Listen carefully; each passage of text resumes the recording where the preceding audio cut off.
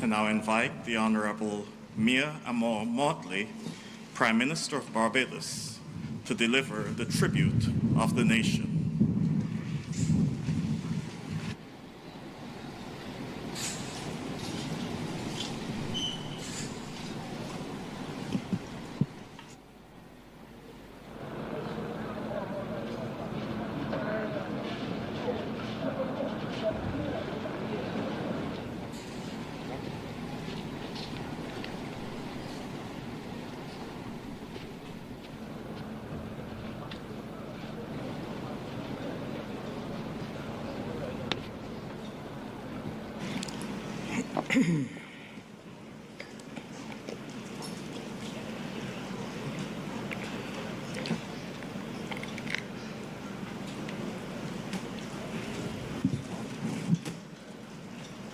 Your Excellency, the Most Honorable Jeffrey Bostic, President of Barbados, Prime Minister of St. Lucia and Chairman of the Caribbean Community, Mr. Philip Pierre, distinguished members of this audience, all of you, each of you, it is a good morning. 1 week before Sir Gary passed, we said goodbye to Emil Straker, who gave us words that we learned as children and we recite today. When a man good, he good. I cannot hear you. When a man good, he good. And when a man great, he great. Those words immortalize for many of us as children the feats of the man who we come today to pay respect to. It is often said at burials that the most important thing is not the date of birth or the date of death, but the dash. The dash reflected a man who, when he was born, there was no gun salute as we give him today. The dash represented not just the statistics that have been cited from this platform, but the dignity and the character of a man who, if he had not achieved any of those great feats on a cricket field, would have been immortalized by his community as a good man and a great man. We come to Kensington Oval today, this most iconic of cricket grounds, to pay tribute, but also to send a message to the future. Our Sir Gary Sobers did not come to be the best or the first or the last. He came to do his best and to be his best, not for the world, but for goals that he set himself, conscious that if he did that, along with whatever else everyone else did, that glory could come, victory could be assured, but above all else, that the measure of the man would do much to inspire from his children to all else who watched. I have come today to reflect the gratitude of a nation. I have come today to reflect the love of a people. Yes, this was the greatest cricketer on Earth or Mars. Yes, the tributes have flowed from every corner of the earth. But to every Bajan, he was just simply our boy Gary, our hero, Sir Gary. And for that, we thank him in ways that he will never fully appreciate or understand. I remember as a young Minister of Culture ushering in the framework for national heroes. We spoke then of the importance of reflecting to the nation the virtues that we would want associated with this nation forevermore. And most of them reflect sacrifice and struggle. But there was a debate that took place among those of us in the cabinet of the day that reflected the fact that while struggle and sacrifice brought us safely thus far, it was not the only thing that represented who we were as a people. And in that came the discussion that honed in on excellence. A simple word, excellence. We know that there could have been no greater example of it for us as a small nation on this planet than the exploits of a man who not only redefined intellectual genius on the cricket field, not only reflected style and fashion, but above all else, understood the importance of fairness and fair play. I came to understand that in the man who we pay honor today by being his domino partner in a few games. There was none more fiercely competitive than Sir Gary. He wanted to win. Make no mistake about it.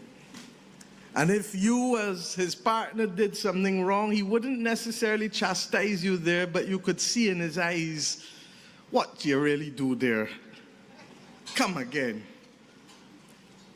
But it made me understand that fierce competitiveness could live in the same soul as one who was utterly humble and gracious, and one who understood, as I said earlier, the importance of fair play. Life has many ways of playing with our minds. Sir Gary chose to leave us just before his 90th birthday. And we celebrate him today, the day after his 90th birthday.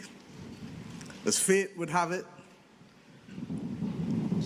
the gods conspired that our West Indies team would equally celebrate him yesterday by winning on the 90th birthday of Sir Gary a match by 90 runs, but more importantly, in 4 days, so that each and every one of those Bajan cricketers could be here today to say, farewell, our hero, farewell.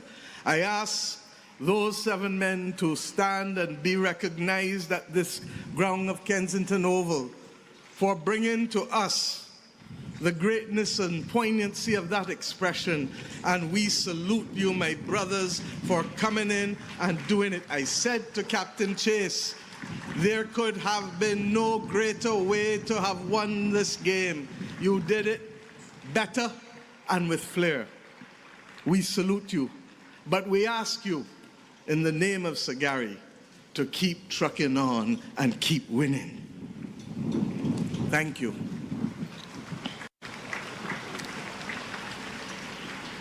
My friends, 1966 was regarded by Sir Gary as his greatest moment. 2 nights ago, I reflected as I watched him in an address in India, when others asked him about the innings that Sir Donald Bradman declared to be his greatest as he played for the rest of the world team. And Sir Gary said, no, I respect that, but in my opinion, my greatest moment came when I played for country. My heart fluttered when I heard him, because I understood that in all that he did, long before we declared him a national hero, long before Queen Elizabeth II traveled from Buckingham Palace to the garrison Savannah to knight him within 1 mile of where he was born.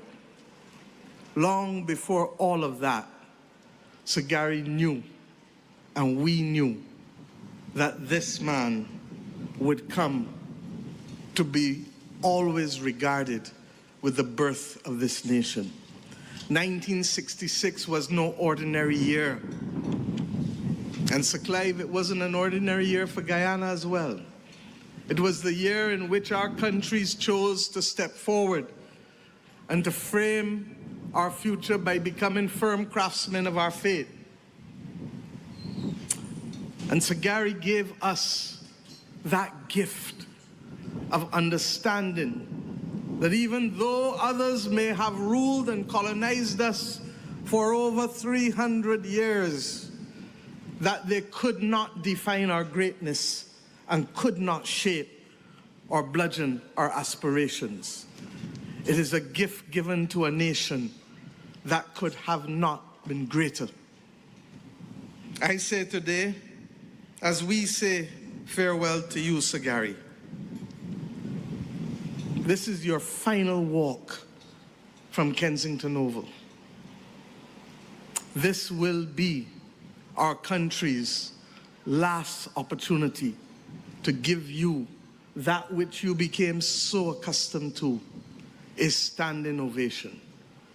I ask each and every one of us in this Oval today, as I close and as I give thanks, to let us stand and give Sir Gary, our hero, our beloved man, a man who guided me in my own personal journey with the confidence that I think that each and every one of us as children needed to take on this world.